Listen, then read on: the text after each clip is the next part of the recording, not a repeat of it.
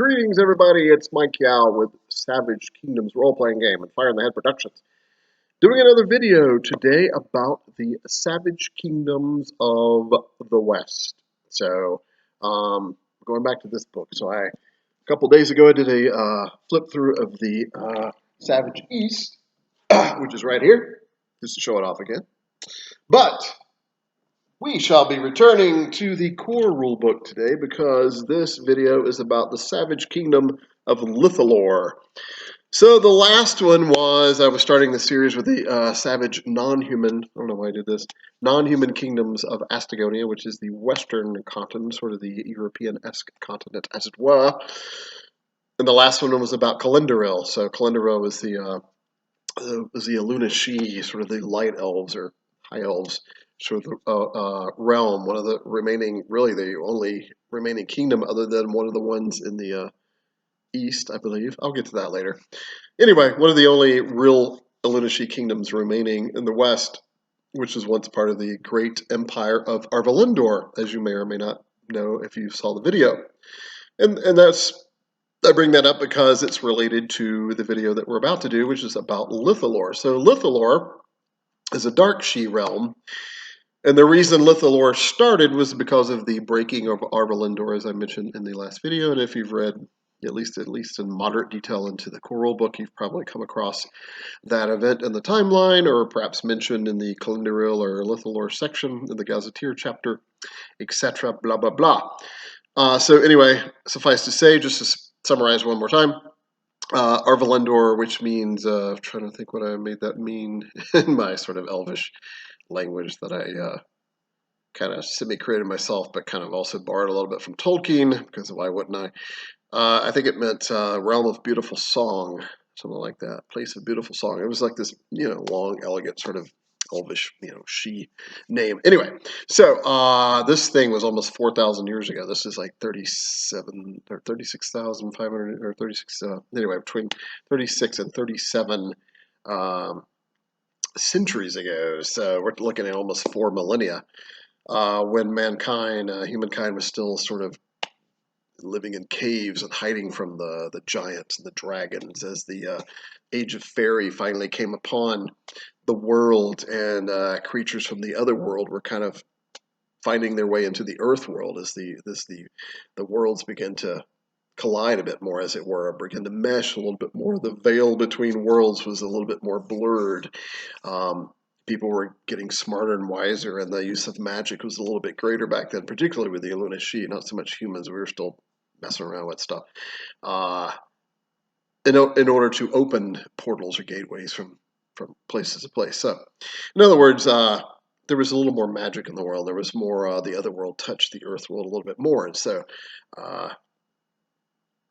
created sort of more magical moments, and not only during the equinoxes and solstices and the twilight and dawn of the world, where all those in between times were magic and much lore, and many traditional lore is greatest, but even in times of not that time, perhaps. So, in any case, so yeah, almost 4,000 years ago, Arvalindor was this big elvish realm, or she realm, the Alunashi. They were really just all known as the She back then. There weren't really the three divisions. So just to make clear on that, because if you crack open the core rulebook, you'll see that they're the Alunashi, the Dark She, and the Wild She.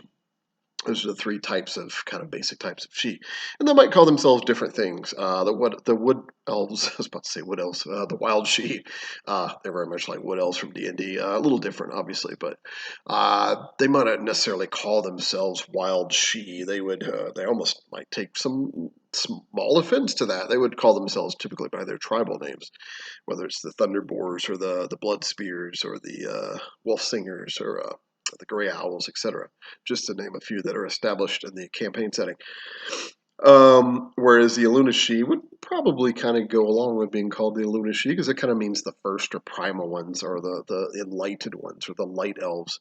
The Dark Sidhe, even though that's in some ways derogatory because of what I'm about to say, what happened, but they kind of embrace that, because the Dark Sidhe are kind of known a little bit arrogant, and they kind of like the terminology given to them, that they sort of are cloaked in shadow and that sort of thing. And they even have a knightly order known as the Shadow Knights, which is not in a traditional knightly sense. They're really more like assassins. They're just kind of well-trained warrior assassins. So their order of knighthood is a little bit different right there. So they serve the court of Lithilor. So let me back up a little bit more. Let me go over some of that a little bit more. That was a lot to unpack, and it's a lot for me to unpack, which is why I'm kind of rambling a little bit. I usually don't have notes. Sometimes I have a couple little notes here, but this one I don't. I let the book kind of guide me, and what I recall when I created the world kind of guide me. So, backing up, what was that I was going to touch on? Arvalendor. So, oh yes, the three variants of the elves. So, when Arvalendor broke apart, known as the breaking of Arvalendor, and there's even like this song, semi-magical song that if you look at the performance skill section of the core rulebook, you'll see it. And if you can perform it, your character can perform it well. It actually can cause despair to those who hear it, particularly if they are she-blooded um, or full she-blooded, or even just partly touched by a she, like a she-blooded human or something. Because it was this big event back then. So this massive like cohesive elvish empire that lived more or less in harmony. There was a noble house called the Drolofane, House Drolofane, and they kind of rose to some prominence. They gained some power, and they didn't really like the current royal regime of Arvalindor. And though the Shi were not quite as, at least in this setting, were not quite as deep, like the difference between being a noble and a commoner amongst the she people was very very subtle, not much of a difference. uh, they were smart enough to realize you need some leaders in certain aspects of society, duh. But it wasn't so much that we're the leaders and we demand all of this and we're clearly so much more superior. So while there was a little bit of that, of course, because that's just how people are, elves, humans, she, whatever, Duergar, it wasn't to a great extent. However, the House Drillafane still did not really like the current royal house of Arvalendor, and they kind of stopped sort of ignoring some of their laws and not paying them full tribute. And anyways, things started to mount over time, and eventually it came to blows, as it is often wont to do. They couldn't quite get it figured out, and a big civil war started, and that lasted 5 years, known as the Shadow War, and that created the Shadowlands because all this, like I mentioned earlier, magic in the world between both worlds, really the other world and the Earth world, as we so generally refer to them as, um, was much more potent back in that time. And most scholars agree, and the proof is in the pudding with Arvalendor, because such powerful spells were being manipulated and summoned and conjured and evoked that the Shadowlands were created, this blighted area in Astagonia that's between current day Calendaril and current day Lithilor. So I'll see if I can find a map. I'll get to the map towards the end of the video, so you can kind of see what I'm talking about. But those of you who played the game and look at the maps, you probably know exactly where I'm talking about. The Shadowlands is a fairly prominent region in the kind of northwest central of the continent of Astagonia. So there you go. So a big war lasted for about 5 years. Finally got resolved. There were it was a good bit of loss of life. It was pretty hard, but in the end, the Alunashi won. That split the two Arvalendor into two realms, essentially. The Calendaril, which is what the Alunashi called the northern part of Arvalendor that survived, more or less, and then the Dark Shi kind of retreated after fighting a pretty valiant war. They gained a lot of followers kind of behind them, but they were outnumbered about 2 to 1, and they were kind of driven, what was left of them, into further south into the shadows of the Bloodrock Mountains on the western side of the mountains, and there's a forested region there known as the Twilight Forest, or so they started to call it. The northern part of it's kind of known as the Shadowwood, and then it gets the Shadowwood is more of the blighted area of the forest. It's kind of where the Shadowlands are. Hardly anything's green there anymore. It's all blighted. Nothing has grown back particularly well in the Shadowlands, and particularly in the Shadowwood Forest. But as the forest continues to go south, away from the blight of the Shadowlands, it becomes more of a real, pretty healthy forest, known as the Twilight Forest or the Twilight Wood. Within the Twilight Wood is the capital of Shadowspire. Shadowspire is sort of it's kind of a mystical, magical capital, as you were, of Lithilor, supposedly where the Unseelie court or the Dark Sidhe court resides. It's said that you can only find it in certain between dusk and dawn, or at dusk and dawn, or particular evenings. Some people say that both moons have to be full, and others say no, both moons have to be new, which is a really rare occurrence. Or one of them has to be new, in other words, void, not in the sky, not gleaming in the sky anyway. Or maybe it's summer solstice or winter solstice, something like that. So then others just say it's just super well hidden. It's kind of cloaked by Dark Sidhe sorcery or magic, and just very difficult to find. The Dark Sidhe are not very open to the outer world. They don't really do a lot of trade with the outer world. In recent times, they don't even really make war on the outer world. They're pretty content, somewhat. They would probably say they're content, but they're probably actually not. In their little realm called Lithilor, there's probably only about 6 or 7. I don't think I've even come up with a number. I'd say between 5 and 10,000 Dark Sidhe that are left in that realm. Seems like a lot, but if you're thinking of an entire kingdom, that's very small. It's only the size of like a human town, right? Maybe there's a few more. And on that note, Lithilor is not the only Dark Sidhe area. Like every Dark Sidhe in the West doesn't come from that one area. They've scattered out. They've had little colonies here and there. I wouldn't say any of them are greater than 500 at a time, a tribe, or maybe a small colony or village somewhere in an obscure area. No more than 500 or 600 of them. So most of them are still in Lithilor. But yes, that's not the only place you can come from if you are playing a Dark Sidhe character in Savage Kingdom. So there you go. What else can I mention before I get to the stats about the Lithilorians? That's a good note. So the Dark Sidhe from Lithilor call themselves often the Lithilori or the Lithilorian. Lithilori, I think, is preferred. But they understand the concept of being a Dark Sidhe, and then they kind of embrace it.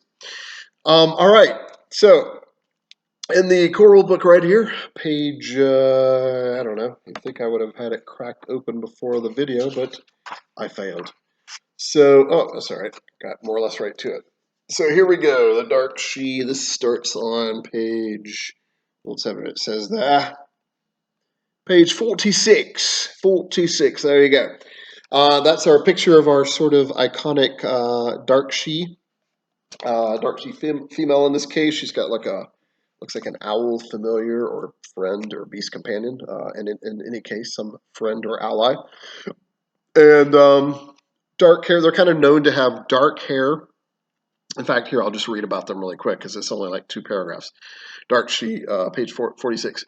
Over 3 millennia ago, the Sidhe folk of Arvalendor split apart, differentiating opinions, causing a great civil uprising known as the Shadow War. This tore apart the great kingdom, causing the Dark Sidhe, or Dark Elves, to split apart from their Lunacy brethren. Over time, the Dark Sidhe, whose main realm was Lithilor, would even begin to appear physically different to some extent, with black hair, gray or pale skin, and violet-hued eyes. So that kind of gives you a physical description. So it's interesting that when I was first creating this world, I had the Dark Sidhe more like silver white haired, almost like Drow in D&D, and but then I kind of changed it more to where they have solid black hair. Their skin is slightly gray, although sometimes it's also very pale. And they often have violet, purplish sort of colored eyes, which is really cool. And that gives them another reason they're called Dark Sidhe, is they perhaps could also be known as the dark-haired Sidhe, because the Lunacy typically are fair-haired, golden-haired, and the Wild Sidhe typically have kind of, that's kind of where your redheads come from amongst the elves, or auburn, or sometimes even just kind of a light chestnut brown or something with the Wild Sidhe. So anyway, there's physical. It doesn't say it specifically in there, but the Sidhe are fairly tall and lean, just like the Lunacy are. Yeah, tall and lean. So they average about, for males, about 6'4", 6'5", females about 6'2", 6'1", something like that. But they don't weigh any more than humans. They weigh about the same, even though they typically are a good 6 to 8 inches taller on average, because they're very willowy. And that explains why their vigor is average at best. So, speaking of which, Oh, actually, wait, I'll go to that in a second. Allowable callings for Dark Sidhe: alchemist, assassin, bard, craftsman, gladiator, hunter, knight, merchant, noble, pirate, priest, sage, seer, soldier, sorcerer, thief, and witch. So there you go, allowable callings. And again, I'll give the typical disclaimer. That's highly suggested that you don't allow any more callings than that if you're playing a Dark Sidhe, but you as a GM obviously can let somebody do it if they have a really good backstory or if you just feel like letting them kind of play whatever. But again, this is world building, and so that's there for a reason. Should just kind of be warned. All right, attribute array. Dark Sidhe player characters must arrange their attributes of character creation using the following guidelines. So, like in past videos, I'll just kind of go over their top three. Actually, in this case, for non-humans, they really only have one big time attribute, and that's magnetism. They can start with as high as a +5 in magnetism, and no lower than a -1. And their absolute maximum is +7. They are very magnetic, very charismatic. That's how they get around in life. They learn a lot of these social skills and intimidating people and deceiving people. And so even though they might be dark and broody and hiding in the shadows, when need be, they can be very engaging and very tricksy and very charismatic. And yes, they can also can be very quite attractive. So, all right, like most Fae, and or at least she. Let's see. Their second best attribute would be agility. Again, they are elves slash she, so they can start with as high as +4, as low as a -2 or -2, and their absolute maximum over after advancement is +6. So there you go. Like I said, their sort of worst ability is vigor. They can only start with as high as a +2. They can start as low as a -3 vigor, and they can only advance up to a +4 in vigor, which is still pretty good, but that is their lower one. The other attributes are pretty average. Special abilities: they have starsight, can see in twilight or near darkness as if it were bright daylight, but not in absolute darkness. Dark Sidhe can also see twice as far as the typical human. So just like a Lunacy, starsight is it's called, referring to their connection to the stars, but also the fact that it's a reminder also to the GM and players that if you've got starlight or better, you can see just like broad daylight. But like it says, absolute darkness, just complete black, it doesn't do them any good. You got to have at least a little something, kind of like cats, a lot of animals, nocturnal animals. All right, dream trance. Dark Sidhe do not sleep as mortal humans do, but instead drift off into a trance-like state.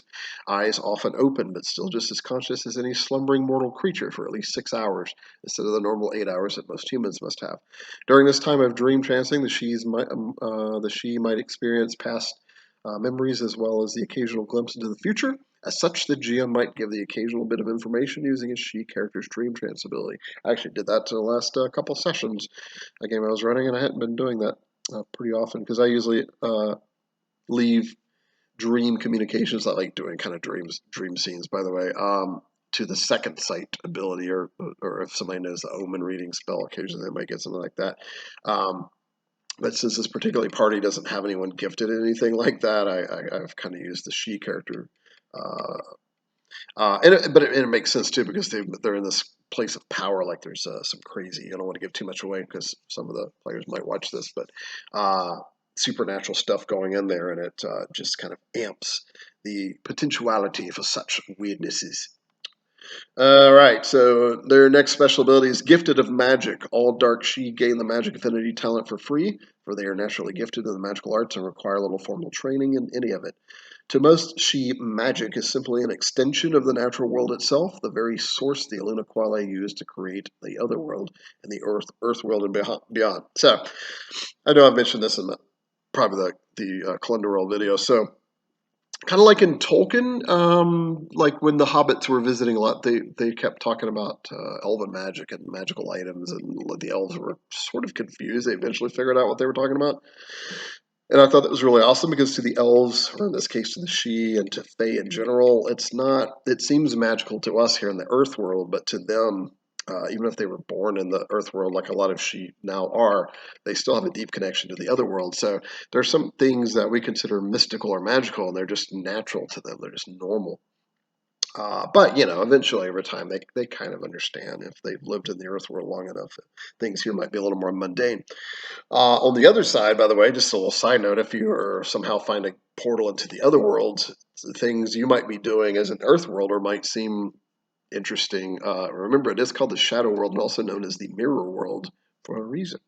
Things are reflected back, sometimes more clear than the other. Sometimes they reflected back almost literally. Sometimes things mirror each other in extremes. So yeah, that's not only an SK thing, but that's if you study a lot of fairy lore, particularly Celtic fairy lore, you'll see some of these themes that I'm talking about. So yeah, so magic is that's why they have magic affinity. It's just they're just kind of gift. They're just born with these knacks. I mean, they can sense magic when they when they want to. They can because that's part of the magic affinity. It's not a spell. Um, and then if they want to actually formally learn magical spells, and they find it pretty easy. They already have a head start. All right. Next ability is Shadow Mage. Dark Sidhe characters automatically gain knowledge of one of the following spells for free. So again, going off of what I just said, Beguile, Conjure Darkness, or Glamour, even if you do not meet the prerequisites for it. Because again, what I said, Dark Sidhe learn a spell or two even at a very young age. Probably should have put that last part because then that makes it sound almost like too formal. But I guess I wanted to make it more clear that even at a very young age, they kind of learn what we would call a spell. In this case, Beguile, Conjure Darkness, or Glamour. Um, those are all very fey, very shadow magic type stuff. Beguile to charm someone or to enthrall someone. Conjure Darkness is very dark. She literally summoning darkness around you or in front of you or whatever. And then Glamour, which of course is the quintessential illusion, sort of illusory magic.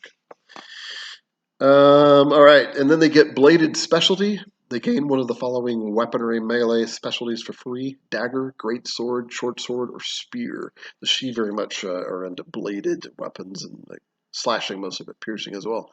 Elegant and sort of lighter, and as they swish through the air. Fey Mind is their next ability. Fey Mind. Dark Sidhe receive a +2 bonus to resolve rolls when resisting beguilement, glamour/illusions, and magical sleep. So a little connection to the sort of the elves of D&D, but also that even comes kind of from Tolkien. So that's kind of an homage to that. Their next ability is called Fey Magic. Gain a +1 bonus to magical arts, air, death, earth, and shadow skill rolls. So those air, death, earth, and shadow disciplines of the magical arts, they get a +1 bonus just automatically. So it would go in the other column on your skill section of the character sheet, as you probably know. The last ability they get, special ability, or racial ability, is Woodland Affinity. Dark Sidhe gain a +1 bonus to perception, stealth, and survival rolls when in forested environments. So you can see they prefer the forest. Right. Favorite talents. Dark Sidhe get a lot of battle talents, actually kind of more than I recall. They do live in even though it's not openly violent, it's not a raider-based culture, but they do live very much by violence. Assassin, assassinations are not that uncommon, and living by the sword is very much a thing. So I won't read all of them. There's a lot of them, anywhere from agile weaponry to crippling attack to horseback archery to improvised weaponry to kip, opportunistic strike, shadowing step, swashbuckling, warning shot, web of steel. There's a lot more. Favorite talent is blood talent. There's only one favorite blood talent. It's demon blood, which Dark Sidhe don't have too many qualms about that coupling. Mystical talents, they get blood magic, celestial magic, craft potion, cultist, dual focus, energized spell, evil eye, penetrating magic, power of silence, supernatural pact, and witch hunter are all favorite mystical talents. You can get others, that's just favorite. Pay 1 point less for. Social talents that are favored: artisan, carouser, woodsman. Subterfuge, favorite talents: assassin, dirty tactics, feigned attack, hunter, secret strike, seductive dance. And then the last category of favorite talents is other: agile climber, cat-like reflexes, fleet of foot, keen memory, limber, quick healer, willful presence. All right, on to favorite weaknesses. So again, this means if you would gain an extra bonus point if you took one of these weaknesses as a Dark Sidhe. Cursed, enemy, Gaius/taboo, Kinslayer, Oathbreaker, Obsession, Tainted, and Waif. There you go. Starting languages. Your native tongue is She. I know that's a shocker, though Dark She or Lithilorian has its own slightly different dialect. You can still communicate easily with all She, however. Additionally, if your intellect is -1 or better, then you also know one of the following languages. Ismandian, if you're from Lithilor. Kimrethi, if from Lithilor or the Shadowlands, because there's still some elves. In fact, there's a tribe kind of known as the Shadow Elves that kind of sort of live in the Shadowlands. One of the few people to kind of live there and have kind of adapted to it to a degree. Brithian, if from the Shadowlands or the North, because like I said, some Dark Elves scattered off in other areas. Goblin Tongue or Nether Speech. There you go, which is also known as Demonic. Let's see, going back to the top. So she, so the Dark She of Lithilor would probably call their dialect of She as known as Lithilorian. So anyway, as you can see, there's probably dialectual differences where the different colonies but it's like American English and British English. It's like there's a few colloquialisms that are a little different, some different nomenclature, but for the most part, you can communicate. Sample names: Cartharil, Elunathor, Nerothian, Saurian, Sluathar, Tarthian, and Tyrian. Those are all male sample names. Female sample names would be Engwyn, Dariath, Lithiel, Noralith, Saralin, Sloathiel, and Tarwin. There you go. So those are just sample names. And like I've said in probably a couple other videos, those are just sample names, people. You don't have to choose them. Also, you don't have to completely ignore them. I see that a lot done. So it's really there to kind of let you know that, A, these are maybe some common names, and as a GM, maybe it's cool if you need to grab an NPC name or something. And two, and the main thing is that it tells you how their language sounds, how their naming schematics are. So you can just mix and you can just go, instead of Carthariel, I'll be Cartharian, or instead of Tarthian, I'll be Tartharian, um, and or Engwyn, it could be Angwithian or something like that. So you can combine a couple of the names. At least it kind of gives you a clue.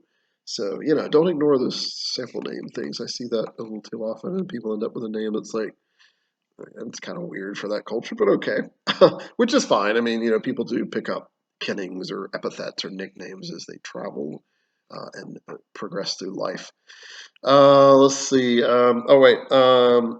Like their other She brethren, Dark She seldom make use of surnames unless they are members of an established noble house. So yeah, so they won't have like a last name, a surname, unless it's a reason. Like if you're just so if it's a noble house, like your family's known, you would eventually come up with a name for the house, whether it's your grandfather's name or it's just some made up. The Dark She like to come up with kind of cool, brooding names or whatever in their language, and or you might have a place name like Tarthian of Shadowspire or something like that. But for the most part, they just the one name is often enough, and they don't really like to give too much information away anyway when they meet people in the outside world. So the fewer names given, the better. Cultural item. You may choose one of the following items at character creation, or two by spending a luck point to complement the rest of your gear. So I won't go into all of this because we're already at 28 minutes, but I'll just grab a few of them. You can start with a vial, which is 2 doses of sleeping potion. Any non-She drinker of it must succeed in a DL13 resolve roll or fall instantly asleep for 10 minutes per point of failure. Meaning if you roll like a 9, that would be 4 to 40 minutes that you're asleep until somebody woke you up or dispatched you or 40 minutes passed. Another choice would be a vial, 2 doses of paralytic blade poison. Any opponent wounded by a blade coated in this substance must succeed in a DL13 endurance roll or suffer a -3 penalty to agility for 1 minute per point of roll failure. So that's not, just to be clear, because it's confused myself as well, it's not -3 per point of failure to agility. It means that it lasts for 1 minute per point of failure. You suffer the -3 to agility for that minute.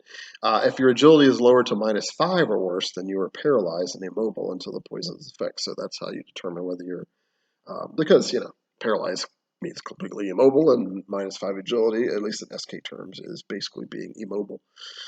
You can start with a Dark She small crossbow of exceptional quality, a She riding horse. I'm just kind of going through them really quick. A leather skin drinking horn of She wine. Those that are non-She that drink of it must succeed in the DL10 difficulty level 10 endurance roll. or succumb to delusions and strange visions, equal to being stunned for 10 minutes per point of failure. A fey leather or fine cloth tunic, exceptional quality. It gives you 1 point of armor with no penalty to mobility or certain asterisk skills. A pair of fine leather shoes or boots. It's -2 for other people to track you, so that's a lot of like Dark Sidhe assassins like to kind of wear those where they can't be tracked, or thieves. A 10-yard length of she rope, exceptional quality. Let's see, it's +5 to the deal for people to escape from if you tie them up. Beautiful she made crystal, and it as in a crystal like talisman. It grants +1 bonus to magical arts shadow skill rolls when worn or carried. All right, and then the last little entry in their racial section here is General Code of Honor. Never honor the Seelie Court, only honor the edicts of the Shadow or Unseelie Court. It's actually really known as the Shadow Court. And the Unseelie Court is really kind of the otherworld version of the Shadow Court of Lithilor. Never defend the helpless, for they are weak and deserve annihilation. Humankind is but fodder to the true she. That's fodder. I think I mushmouth. Kind of like went between accents and it sounded weird. Humankind is but fodder to the true she. Pain and suffering is life, and to cause it to others is but the natural order. Indulge in vices and forbidden things. Knowledge can be found pleasurable things. All right, so I'll just go over. As you can see, they're kind of dark and they're kind of serious. So, like it says in the book, and like I've said in previous videos, don't choose to play a non-human character, and if it's a human too, look into the culture without getting ready to embrace some of this stuff. Don't just be like, oh, that's a cool ability. It's like, well, you're not a human with pointed ears, all right, and tall and skinny. You are literally a different race, in science fiction terms, a different species. So, not entirely, because you can have sheep-blooded humans, but anyway, get the idea. So yeah, so just really quick. So honor the edicts of the Shadow Court. Never honor the Seelie Court. That's like in the other world, the Summer Court, but also it kind of refers to the court of Calendaril. Sort of a dig at them, going way back to the breaking of Arvalindor. Never defend the helpless, for they are weak and deserve annihilation. So this comes from the Dark Sidhe's disdain of people that are helpless who cannot stand for themselves, can't make it for themselves. And yes, they do realize that some people are more gifted at certain things than others, like all things. But at the same time, they believe that no one is worthless. So in some ways, it's kind of a cool sort of thing, dare I say. Although in real life, if I can, always defend the helpless. But their point is that maybe this is a little Thanosian sort of philosophy. The point is everyone should have some ability to, or at least make an attempt to help themselves. So they don't really feel sorry for the people that are helpless. They kind of look at it like you probably got into it yourself. So maybe if it was a helpless kinsman of, if it was a helpless kinsman of theirs, obviously they would probably do something, but they would expect some kind of debt favor eventually. So yeah, these general codes of honor, they are like it says. It says that for a reason. General code of honor doesn't mean that everyone follows it exactly to the word. In fact, you don't even have to follow. This kind of gives you a guide, a role-playing guide. Is really more like it. Humankind is but fodder to the true she, meaning that it's just kind of a way of saying they're just, they're way beneath the she in general. And notice it says the she, not just the dark she. So they even, uh, believe that even the Illuminati she and the wild she are still above humans. Pain and suffering is life, and to cause it to others is but the natural order. So they believe that pain and suffering is life, which is, I think it's literally what I just said and what it says in the book. But to collaborate, meaning that's part of it. That's part of the Illuna Dole, the darkness that came before the light. That's just the grit and the darkness and the reality of the world. And if you must cause it, that's just kind of the natural order of things. Doesn't mean like go ridiculous out of your way, because then you're just stupid and you're probably going to get killed. But don't worry too much about it if you are causing grief to others. Indulge in vices and forbidden things. Knowledge can be found in pleasurable things. So it just says, yeah, don't be afraid to just kind of delve into dark things and experience life, and you'll learn from that. So, right, at least according to them. So, we are now at the 34-minute mark. My phone is buzzing, so I will check that really quick. All right. So, Now we will go to the gazetteer section and finish up the video, shall we? Right, so the gazetteer section.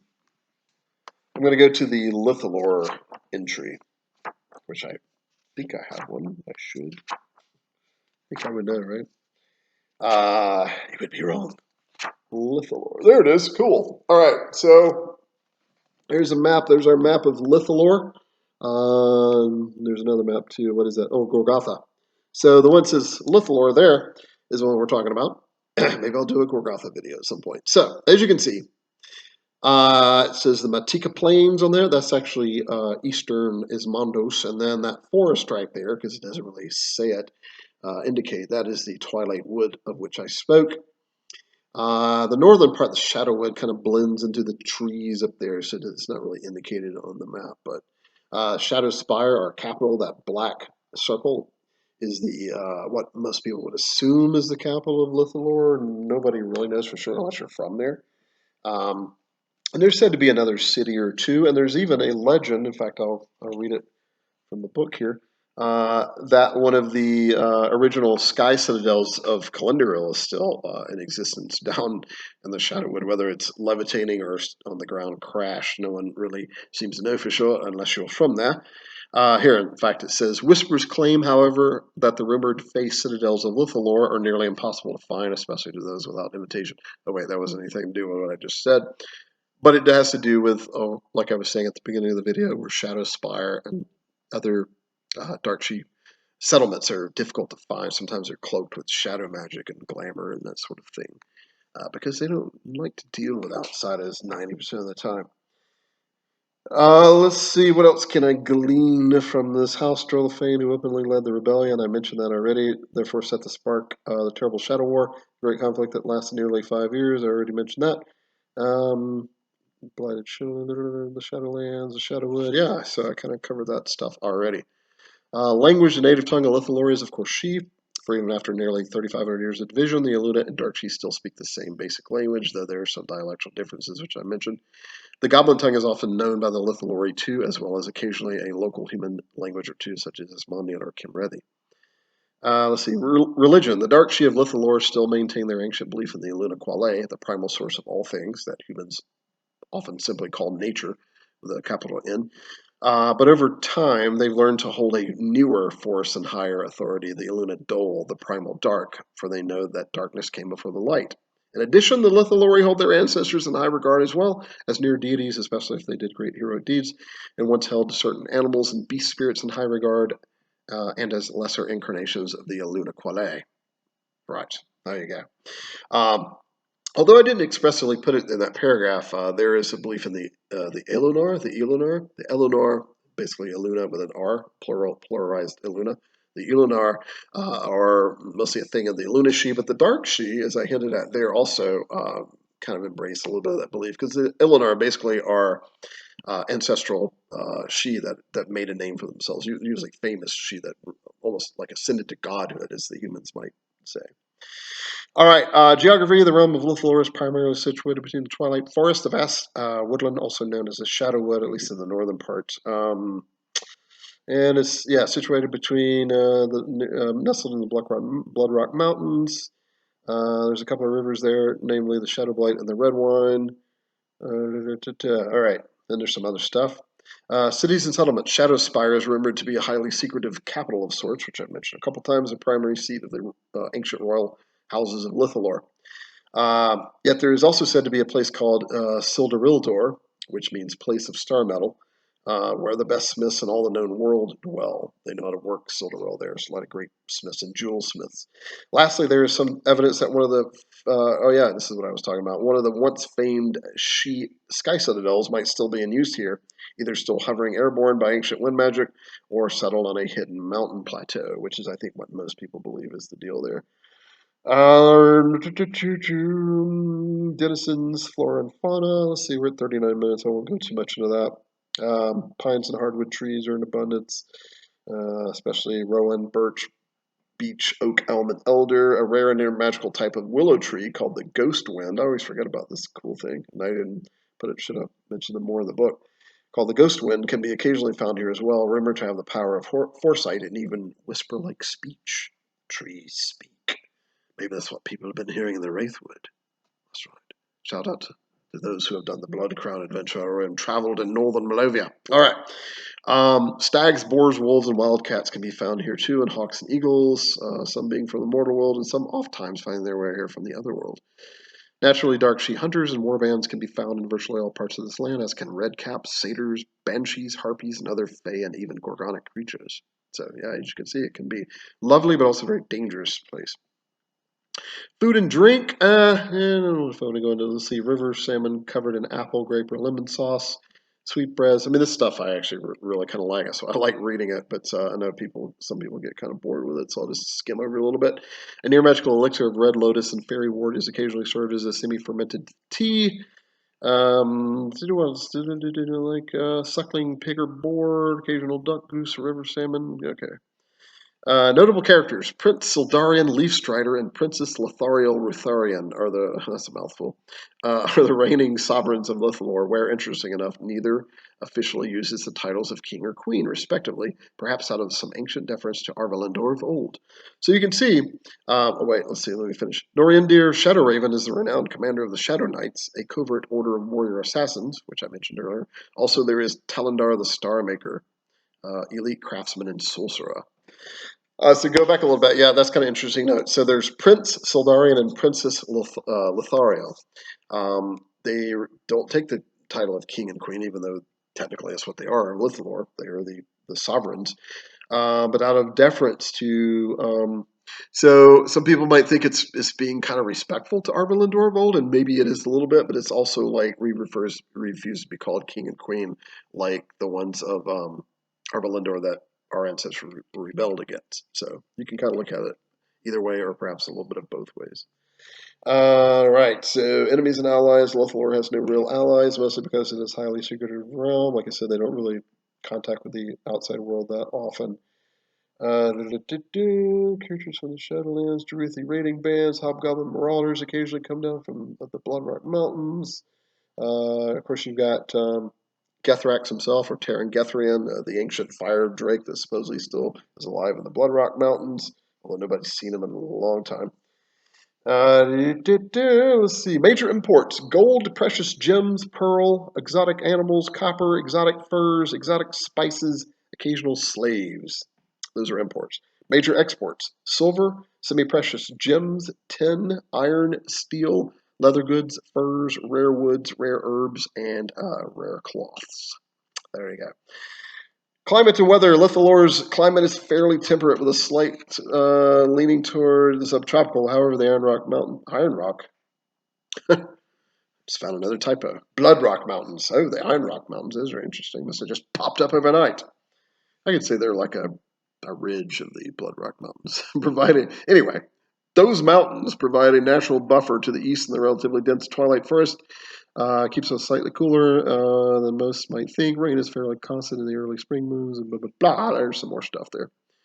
All right, and we'll close out the video with one of my favorite things, major customs. The elf folk of Lithilor, the elf folk or she folk, often greet each other as well as strangers with one hand behind their back, a custom which breeds mystery and even some distrust, being that the concealed hand could, and sometimes does, contain a weapon. Once every year, the people of Lithilor celebrate the Day of Drolafane, when the massive rebellion began that launched the Shadow War and their breaking of Arvalindor. So they kind of celebrate it, actually, or at least kind of homage it. Every every 7 years, when the two moons cross paths, the Lithilori celebrate for 7 days straight, and great magical spells are often worked during such time, as well as important oaths taken. A she-blooded baby is usually shunned from the land, often left out in the forest to die, although it is not uncommon for the mother to find a way to take it to a Kimrethi or Ismandian village and leave it there as a changeling. There you go. That's where some of the changeling lore comes from, and the more traditional sense of the word changeling. Popular sayings: a sword for court, a knife for business. The best assassin kills from leagues away. Remember always that darkness it came first. I am a child of Drolafane, whose shadows spot truth. Laugh with life, dance with death. There you go. To explain some of these really quick, most of them probably make sense. A sword for court, a knife for business. So you wear a sword at court, but A knife is where the real gritty business gets done, the subterfuge and that sort of thing.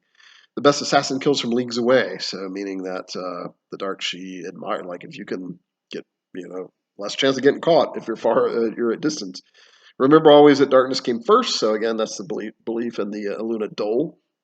I am a child of Drolfane whose shadows spark truth, so meaning that, you're a descendant of, basically saying that you're a Dark Sidhe. Laugh with life and dance with death. So enjoy life, but you're going to at some point dance with death. So, and to end the video here, 45 minutes exactly, right as I said that.